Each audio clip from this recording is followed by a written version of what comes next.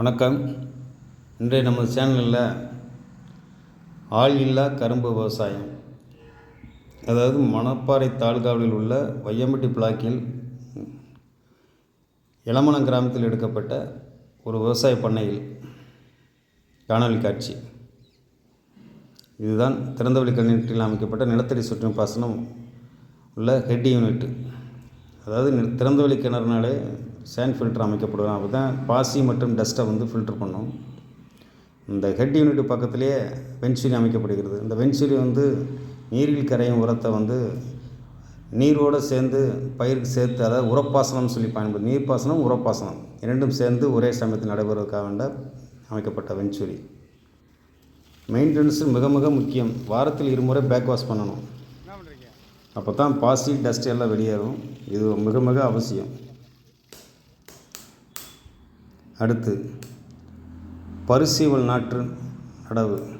அதாவது ஒரு கருணையில் பருவு எடுத்து புரட்டையில் வளர்க்கப்பட்டு அதை சேல் நாட்டில் வளர்க்கப்பட்டு 28 நாட்களே ஆன கரும்பு நாட்டை கொண்டு வந்து தான் இங்கே நம்ம நடவு செய்கிறோம். இவ்வாறு நடவு செய்வதனால ஏக்கருக்கு 6000 கன்று நடவு பண்ணுறது. 6000 கன்றுமே எஸ்டாப்ளிஷ்மெண்ட் ஆகி ஒரு குத்துக்கு 10 கரும்பு மூலமாக 6000 × 10 60,000 கரும்பு ஒரு ஏக்கரில் நிலைநிறுத்தப்படுகிறது. ஆரம்பத்தில் நார்மலாக தண்ணி பாய்ச்சி தான் நடவு செய்கிறோம். இவ்வாறு நடவு செய்யப்பட்ட 55வது நாட்களில் நிலத்தடி சொட்டு பாசனம் அமைக்கப்பட்ட வயல் தான் அது. அதாவது கரும்பு பயிற்றுக்கு மட்டும்தான் நம்ம நீர்ப்பாசனம் செய்கிறோம். கரும்புக்கு இடைப்பட்ட கரும்பு வரிசைக்கு இடைப்பட்ட அகலம் 4 அடி. அப்போ 3 அடி கேப் இருக்குது. அந்த 3 அடி கேப்பில் நீர்ப்பாசனம் செய்யப்படுவதில்லை. அதனால் களைகள் வர்றதில்லை. நன்றாக பார்க்குறீங்க, கரும்புக்கு இடைப்பட்ட பகுதியில் களை இல்லை. இப்பொழுது பார்ப்பது 75 to 80 நாட்களே ஆன கரும்பு பயிரில் பவர் டில்லர் மூலமாக களை வெட்டி மண் அணைக்கிறோம். இவ்வாறு செய்வதனால கரும்பு வயலை பார்க்கவே சுத்தமாக இருக்குது, அழகாக இருக்குது. ஆட்கள் பற்றாக்குறைங்கிறதுக்கு பேச்சுக்கு இடம் இல்லை. இங்கே ஒரு ஏக்கருக்கு 5500 ரூபாயிலே களை வெட்டி மண் அணைச்சி போடுறோம். இதே ஆட்களை கொண்டு களை வெட்டி மண் அணைத்தால் 10,000 ரூபா ஆகும். அதுவும் குறித்த நேரத்தில் ஆட்கள் கிடைப்பதில்லை.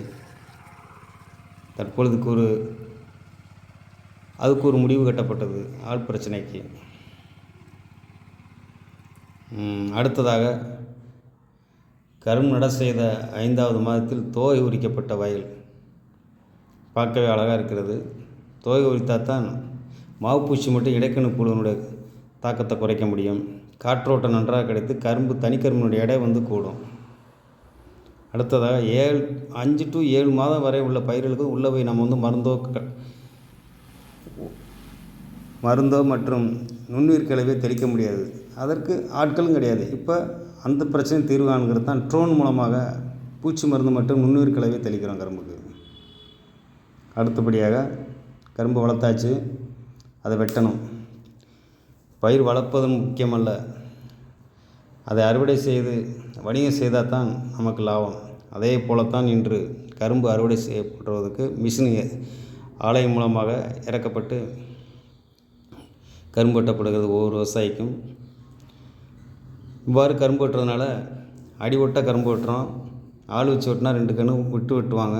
இது அடிவட்ட வெட்டப்படுறதுனால ஏக்கருக்கு 2 டன் மகசூல் கூடுது. வெட்டப்பட்ட கரும்பு 1 மணி நேரத்தில் ஆலையை சென்றடைகிறது. கரும்பு காயாது. கரும்பு வெட்டப்பட்ட வயலில் தோகை பொடிசு பண்ணுறதுனால அந்த பொடிசு பண்ணுற வேலையும் மிச்சம். அந்த தோகை உள்ள வயலுக்குள்ளேயே கிடப்பதுனால 50 டன் வந்தால் 5 டன் குப்பை வயல் கிடைக்கிறது ஒரு ஏக்கருக்கு. குப்பை அடிக்கிற செலவு ஒரு 5000 ரூபா மிச்சம். கரும்பு ஜெர்மினேஷன் நல்லா இருக்குது. கட்ட கரும்பு இவ்வாறு வெட்டுவதனால வெட்டுக்குழி ஏக்கர் ஒரு டன்னுக்கு வெறும் 650 ரூபா தான். இவ்வாறு டிப்பிங் செய்யப்பட்ட கரும்பு ஆலைக்கு சேர்ந்தது. மிக்க நன்றி.